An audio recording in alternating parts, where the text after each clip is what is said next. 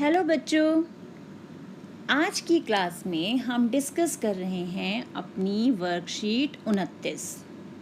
और अब हम इतनी सारी वर्कशीट कर चुके हैं, हमें पता है सबसे पहले हमें यहाँ क्या करना होता है, अपना नाम लिखना होता है और यहाँ पे हमारे कक्षाध्यापक या कक्षाध्यापिका का नाम। ये तो अब हम सीख ही चुके हैं। तो चलिए अब देखते हैं हमें आज की वर्कशीट में क्या दिया हुआ है, क्या मज़ा करना है आज हमें। तो यहाँ तो दो चित्र दिए हुए हैं, एक चित्र यहाँ दिया हुआ है और एक चित्र ये दिया हुआ है। इस चित्र में हमें 4 लोग दिख रहे हैं। एक तो पिताजी दिख रहे हैं, एक माताजी और एक भाई है और एक बहन है। ठीक है। और अब इस चित्र में तो बहुत बड़ा परिवार है। इस परिवार में कौन कौन है? दादाजी हैं, दादी जी हैं, ये ताऊ जी होंगे शायद, और ये ताई जी, ये चाचा जी, चाची जी, ये पिताजी, माताजी और ये भाई बहन है ना। अब देखते हैं कि यहाँ नीचे क्या लिखा हुआ है। यहाँ पर 2 परिवार के चित्र दिए गए हैं। जिस परिवार में केवल माँ, पिताजी और भाई बहन होते हैं उस परिवार को एकल परिवार कहते हैं, जबकि संयुक्त परिवार में दादा, दादी, चाचा, चाची, ताऊ, ताई आदि भी होते हैं। तो ये परिवार जिसमें सिर्फ 4 लोग थे, माता, पिता और भाई बहन, ये परिवार हमारा कैसा परिवार है? एकल परिवार। और जिसमें परिवार में सभी सदस्य हैं, ताऊ जी, ताई जी, दादाजी, दादी जी सभी हैं मिलकर, जिनसे मिलकर परिवार बन रहा है, वो हमारा है संयुक्त परिवार। देख रहे हैं ना, हमारे परिवार में भी होते हैं ना, दादा दादी, चाचा चाची, बुआ भी होती हैं, तो वो परिवार संयुक्त परिवार होता है। अब आगे क्या दिया है? चित्र को देखकर परिवार के सदस्यों के नाम तथा रिश्ता सोचकर लिखिए। अब हमें खुद सोचना है कि इस परिवार के सदस्यों के क्या नाम हो सकते हैं और उनके रिश्ते क्या होंगे। तो चलिए देखते हैं हम आगे। अब क्योंकि ये वर्कशीट जो है हम बच्चों के लिए दी गई है, आप बच्चों के लिए दी गई है ना, तो हम सारे रिश्ते बच्चों के हिसाब से ही लिखेंगे यहाँ पर। तो सबसे पहले एकल परिवार। एकल परिवार कौन सा है हमारा? ये परिवार है एकल परिवार, है ना। तो इस एकल परिवार में कौन कौन दिख रहा है हमें? हमें दिख रहे हैं पिताजी और माताजी, शाबाश। और कौन है? भाई है और बहन है। अब हमारी मर्जी है, हमें इनके नाम भी लिखने हैं। ये रिश्ते तो हमने लिख दिए, अब हमें नाम लिखने हैं। जैसे पिताजी का नाम हम लिख दें श्री संजय कुमार, ये हमने नाम लिख दिया। माताजी का नाम श्रीमती रीता, है ना। और ऐसे ही भाई का नाम क्या लिख सकते हैं? हमने मान लिया ओजस, भाई का नाम है ओजस और बहन का नाम है दिशा। ठीक है, हमने उनके नाम भी सोचकर लिख दिए। अब आते हैं हम हमारे संयुक्त परिवार पे, यानी ये परिवार। संयुक्त परिवार में तो हमारे पास बहुत सारे सदस्य हैं, तो हम सबसे बड़े सदस्य यानी दादाजी से शुरू करते हैं। तो सबसे पहले कौन आ गए? दादाजी। फिर कौन आएगा दादाजी के बाद? दादी जी, शाबाश। अब कौन आएगा?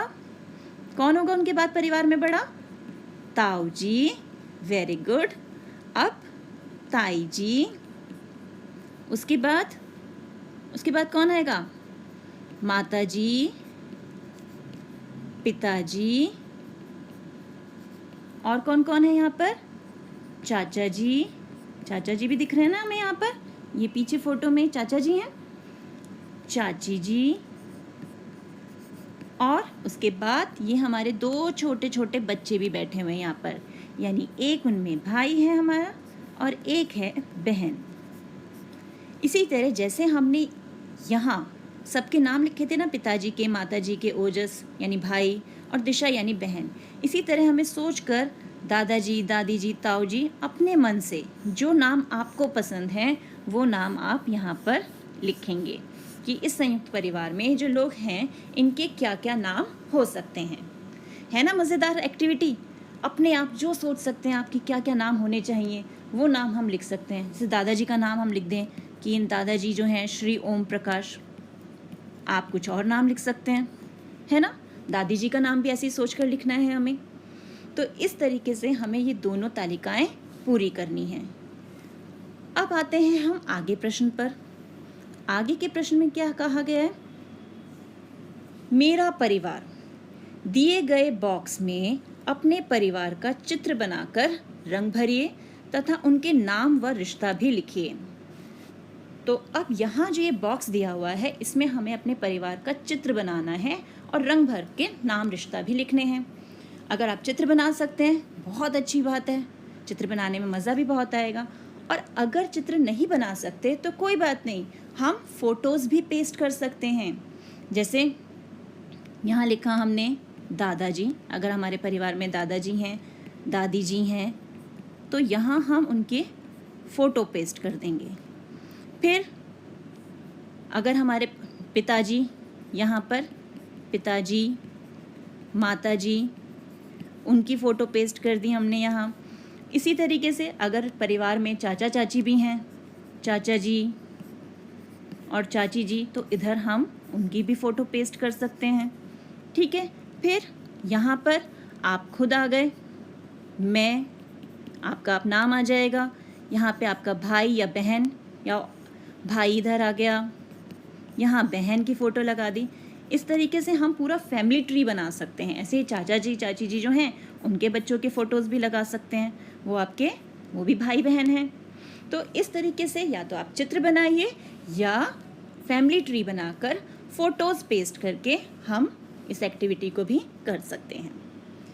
अब इसके आगे का प्रश्न देखते हैं। परिवार में अधिक सदस्य हो तो क्या क्या लाभ होते हैं? लिखिए कि अब हम एकल परिवार और संयुक्त परिवार के बारे में जान गए हैं, तो परिवार में अगर सदस्य अधिक हो तो क्या होगा। जैसे जिनके परिवार में संयुक्त परिवार हैं जिनके, वो जानते हैं कि क्या क्या फ़ायदा होता है। अब कुछ फ़ायदे मैं बता रही हूँ, बाकी आप लिखेंगे। पहली चीज़, सभी सदस्य यानी परिवार के जितने भी सदस्य होते हैं वो एक दूसरे की क्या करते हैं? सहायता करते हैं। एक दूसरे की सहायता करते हैं। शाबाश। और सोचें क्या होता है अगर परिवार में कोई समस्या या परेशानी आ जाए तो सब मिलकर हल करते हैं उसे। तो किसी भी समस्या को क्या करते हैं? सब मिलकर हल करते हैं। जैसे बड़ों से, दादाजी दादी जी से सलाह लेते हैं और फिर उसे समस्या को हल कर देते हैं। ठीक है, इसी तरीके से आपको इसके 5 पॉइंट लिखने हैं। 3 नंबर पे आप जो आपको लगता है कि आप लोगों को क्या फ़ायदा होता है, सबसे अधिक क्या लाभ होता है, दादा दादी जी से कहानियाँ सुनते हो, है ना। इस तरह से बहुत सारे फ़ायदे होते हैं हमें संयुक्त परिवार में रहने से। तो इस तरीके से आपको ये अपनी वर्कशीट पूरी करनी है। तो करेंगे ना पूरी से? तो जल्दी से वर्कशीट पूरी करके भेजिए, हम भी देखें आपके फैमिली ट्री में कितने क्या क्या सदस्य हैं, एकल परिवार है आपका कि संयुक्त परिवार। ठीक है, तो मिलते हैं एक और वीडियो में। तब तक keep practising and keep enjoying.